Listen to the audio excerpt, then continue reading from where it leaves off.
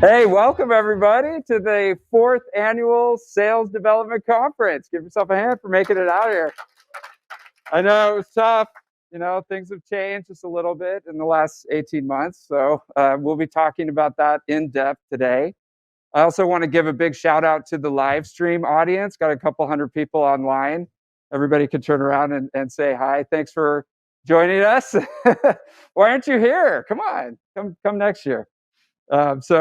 Anyways, I know it's a huge effort to make it, so thanks so much. And I want to also give a big round of applause for the sponsors for helping us to put this on. There's no way that we could do this without the support of the sponsors, Reggie, Lead IQ, People AI, all the gold and silver sponsors. Thanks so much for helping us put this on. We really appreciate it. If you haven't talked to them, please do stop by, learn about the stuff that they're doing because it's freaking amazing. Online as well, hit me up. I can connect you with any of these guys and make sure that you have the latest tech.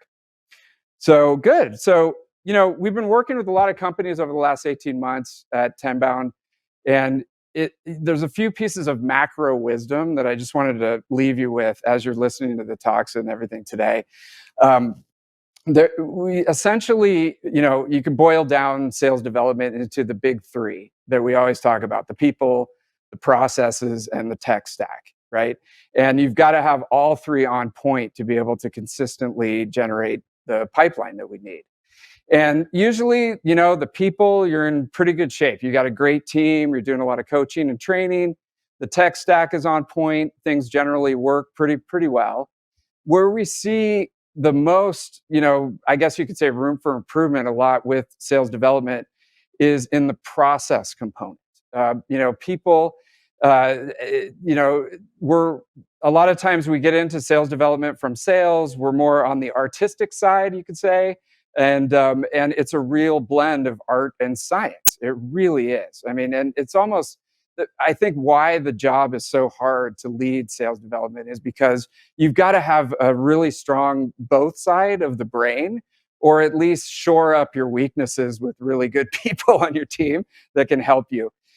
So we really focus in on the process, and there's a few things that we've seen. One is, dogma does not necessarily equal performance. And so what I mean by that is, I just had a guy on the podcast who's going around saying, get rid of all the SDRs. We don't need SDRs anymore. Just have the sales reps do it all. And then the next day somebody comes on and they're like, you got to have, bifurcated teams and LDRs, SDRs. You got to cold call. You got to not cold call. You got to, send out 100 emails a day. Don't send out any emails. And there's just so much noise about, what is the actual process. And essentially, what we found is you got to take it all the way back to formula every time. And what I mean by that is, as the world has changed so much in the last 18 months, that the playbook and the old school methodology that you might have been using just 2 or 3 years ago has to be basically redesigned from the ground up from a process perspective.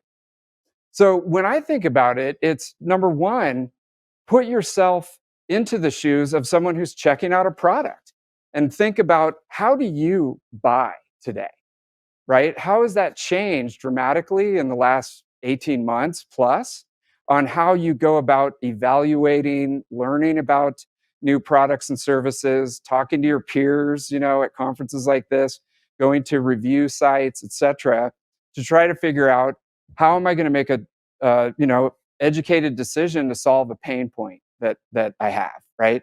What is your process of buying things these days, right? And then next is, how do your prospects buy? How are they going through that process? How well do you know that? And one of the first things that we do when we work with SDR teams is we go up to them and go, tell me about your top 3 personas that you call on and their top 3 pain points, right? And a lot of times they can just rattle it off. Sometimes they have a little bit of difficulty with it. But how well do you really know the people that you're calling on and what their buying process looks like? Do you have a really good handle on that? If not, what steps do you need to do to go out and start talking to them, interacting, asking peers and whatnot on how to get that process documented down on paper, right? And then, reverse engineering the whole thing back to your sales development process at your company, right? So if you go back and you understand and think about how you buy today, how that's changed, how your customers are buying today, and you go back and you look at your own process in the sales development and you're like, this doesn't match up at all with the process that I follow and the process my prospects follow. It, we basically have to kind of build it back from that customer journey and take all the old ways of doing things out of your head and kind of recreate it along the customer journey, and where the SDRs fit in that whole process. So the other kind of piece of macro wisdom that we've come up with over the last year is essentially, and I know that it's the most boring topic on earth, and it's still early in the morning, so you're caffeinated, but when we think about process for sales development, we're essentially talking about project management. And this doesn't go back 1 year or 2 years. We're talking thousands of years back, all the way to Aristotle, in the scientific method. And essentially being able to project manage the scientific method in your sales development process. And so if you think about it, you make a hypothesis based on the research that you have and the results that you're producing today. You test that hypothesis. You understand the results that you're getting from the hypothesis. You make iterations, changes, reporting. That becomes research again, and we come back out with a hypothesis. And we recommend every 90 days, you're continuously looking at this. And in some cases, you may have to completely look at, burn down your org chart, the way that you have your team set up, the way that you have your processes set up, and build it back up based on what you're finding every 90 days to be working. So I know it's not the most glamorous topic, but essentially what we're talking about is project management for sales development. And we were able to implement that at Tenbound. I mean, we essentially saw that we were working with sales development leaders, and they had only really two choices. They could come and download our free content. We couldn't actually go out to them and say, hey, do you have a problem that we can identify and solve? No, they had to come to us and download some of our free content, go to conferences, download benchmark reports and things like that. And then if they really had a problem, we could actually come in and help them to solve those problems with our advisory team. But there was really nothing in the middle. So we had to completely change our advisory offering to have something where there's a middle ground, and it's just a coach that we could work with them, and support them in a way that's not a full-on advisory implementation. And so we've been beta testing that for the last few months, and then we're going to roll out our first cohort in January. So we're making our changes as well based on what we're seeing in the marketplace, and you may have to change yours as well. So key takeaways today, and again, as you're listening through the talks, as you're taking notes, number one, how is your process really lined up to the buyer experience today? If there's something off, then we're going to have a ton of ideas. You're going to have a full notebook of ways to go back and recreate this to get better results.